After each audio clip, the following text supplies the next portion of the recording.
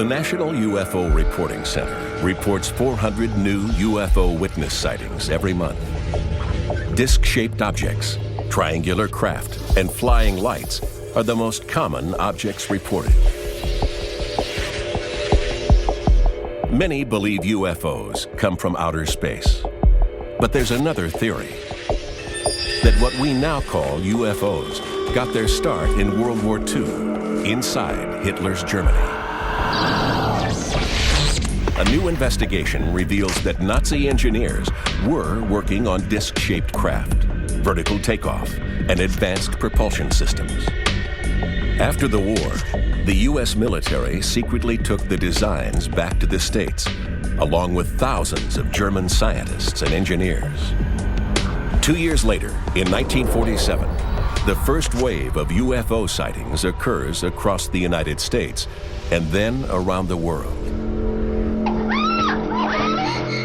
Could UFOs be secret U.S. aircraft developed from captured German designs?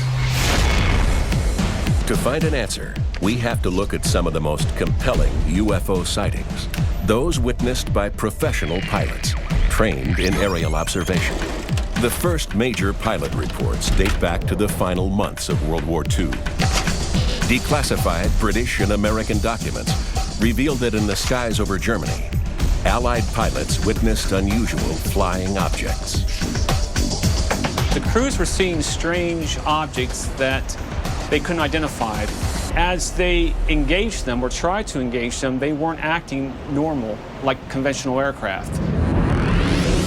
The men nicknamed the objects Foo Fighters after a popular comic book character.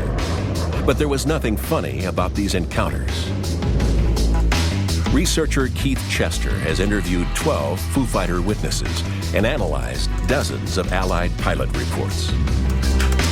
Some of the pilots actually thought that they were traveling at speeds in excess of thousands of miles per hour, the way they shot straight up in the air or away from them. Most of the veterans that I've talked with have since passed away, except for one.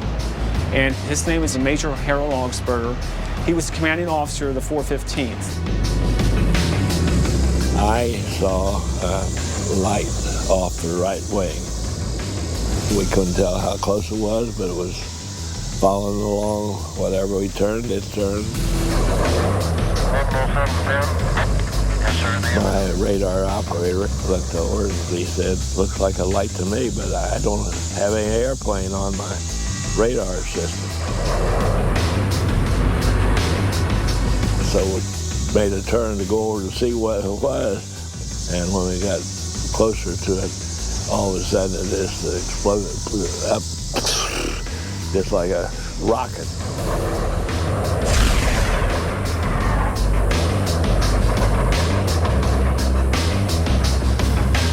At first, the crews keep quiet about the sightings.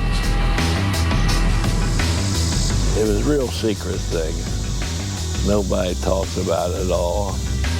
The Foo Fighter reports make their way up the U.S. Army chain of command. Many assume they are German secret weapons. Some scientists from Washington, D.C. showed up in France to the unit to investigate what this was. And they had no answers, and they told the men just to keep it quiet. Reports soon leak out, and major newspapers print stories about the mysterious objects. Fireballs are chasing American bombers. The Allies have good reason to fear any new German weapons. Advanced V-1 and V-2 rockets are already raining down on England. Nazi jet fighters are shooting down Allied bombers, and Hitler speaks about new wonder weapons that he is developing to win the war for Germany. If the Foo Fighters chasing Allied airplanes are Nazi secret weapons, they would be coming from secret German facilities, 20,000 feet below, in a series of top-secret Nazi bunkers. Since the summer of 1944, the German war machine had been moving underground to escape heavy Allied bombing. Across Poland, Austria, and Czechoslovakia, vast complexes were dug out by slave labor. These facilities housed munitions factories and jet engine plants. They also hid the work of Hitler's scientists, men ordered by Hitler to build him a war-winning weapon. Hans von Ohlheim's revolutionary jet engines propelled fighters through the skies. The Horten brothers built space-age flying wings. Alexander Lippisch worked on vertical takeoff craft. At Peenemünde, legendary rocket engineer Wernher von Braun built the first ballistic missiles. And most radical of all, men like Victor Schauberger explored new sources of propulsion. It boggles the mind to try to grasp what these guys were thinking because it is so totally alien. And that allowed them to go into areas that are completely beyond the Western paradigm, beyond what Western science says. This is what science is. And the Nazis said, yeah, this is what science is. This huge operation was under the command of SS General Dr. Hans Kammler. An engineer by trade, Kammler redesigned the ovens at Auschwitz for greater efficiency. In 1943, he led the destruction of the Warsaw Ghetto. And then in 1944, he took command of the entire Nazi secret weapons program. Working out of the Skoda factory in Pilsen, Czechoslovakia, Kammler and a hand-picked think tank brainstormed and approved advanced weapons designs. Some were so radical, only a handful of people knew the full details. The Germans worked on various, I would say, unconventional aerial systems or weapons to build some objects that were more or less circular. Vertical takeoff and landing crafts, for example. Vertical takeoff was a top priority for Kammler's team. Germany's runways were being bombed out of existence. They needed a warbird that wasn't reliant on 800 feet of tarmac. One project had that potential. Die Glocle, the bell. Igor Witkowski is a Polish aerospace historian.